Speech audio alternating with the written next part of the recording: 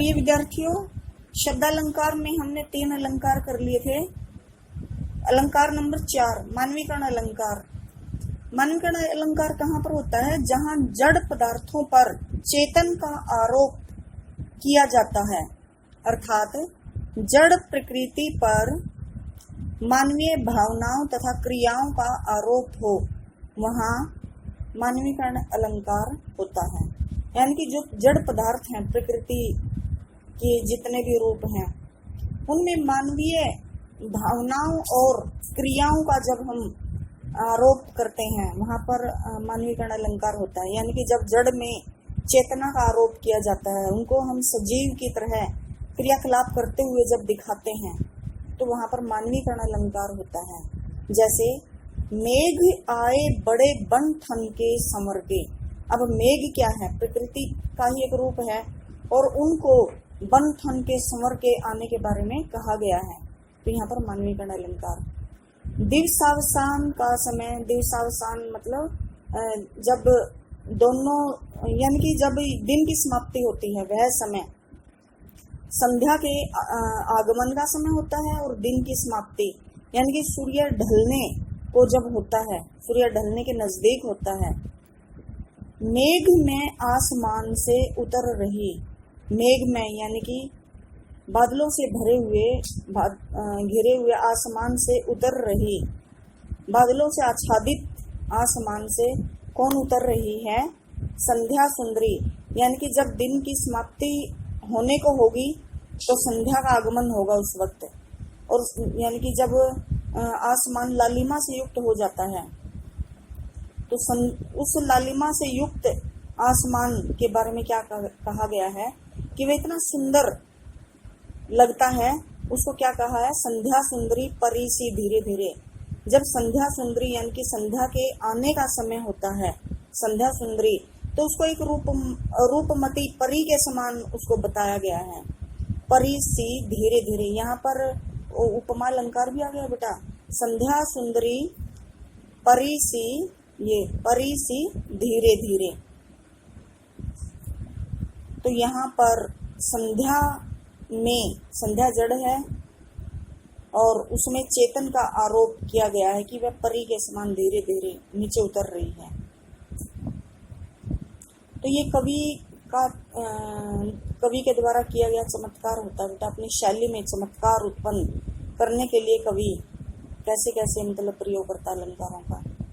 आए महंत वसंत। वसंत ऋतु को महंत के समान मतलब यहाँ बताया गया है। उस काल क्रोध के तनु कांपने उसका लगा, मानो हवा के जोर से सोता हुआ सागर जगा। यहाँ पर देखो बेटा, मानो की वजह से यहाँ पर कल भी आया था उदाहरण में, उत्प्रेक्षा अलंकार है। मानो कल्पना की गई है यहाँ पर, संभावना व्यक्त होने के कारण। मानो हवा के जोर से सोता हुआ सागर, और सोते हुए सागर को जागता हुआ दिखाया गया है यहाँ पर। तो सागर यहाँ पर क्या है? जड़ है, और उसको उस पर चेतना का आरोप किया गया है, उसको जागते हुए दर्शाया गया है।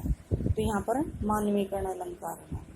तो मानवीकरण अलंकार कहाँ पर होता है? जहाँ जड़ पदार्थों पर एक सजीव की भांति क्रियाकलापों को दिखाया जाए, दर्शाया जाए, वहाँ मानवीकरण अलंकार होता है।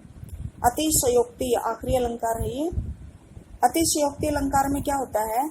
जब किसी वस्तु का वर्णन लोक परंपरा से, लोक सीमा से बढ़कर प्रस्तुत किया जाए, लोक सीमा से बढ़कर उसको बढ़ा चढ़ाकर मतलब उसका वर्णन किया जाए, मतलब उस बातचीत में, उस कथन में इतनी आसानी से मतलब विश्वास ना हो, बढ़ा चढ़ाकर हैरानी में डालने वाला उस पर मतलब उसके बारे में बताया जाए, किसी भी व्यक्ति वस्तु चीज के बारे में बताया जाए, इतना बढ़ा चढ़ाकर वर्णन किया जाए।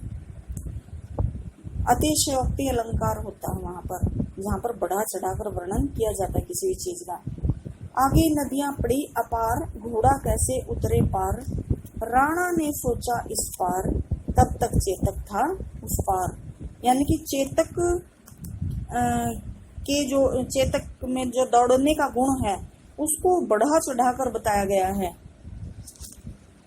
वैसे मतलब घोड़ा वो था, अनोखा था वो, लेकिन यहाँ पर बढ़ चढ़कर उसका वर्णन किया गया है।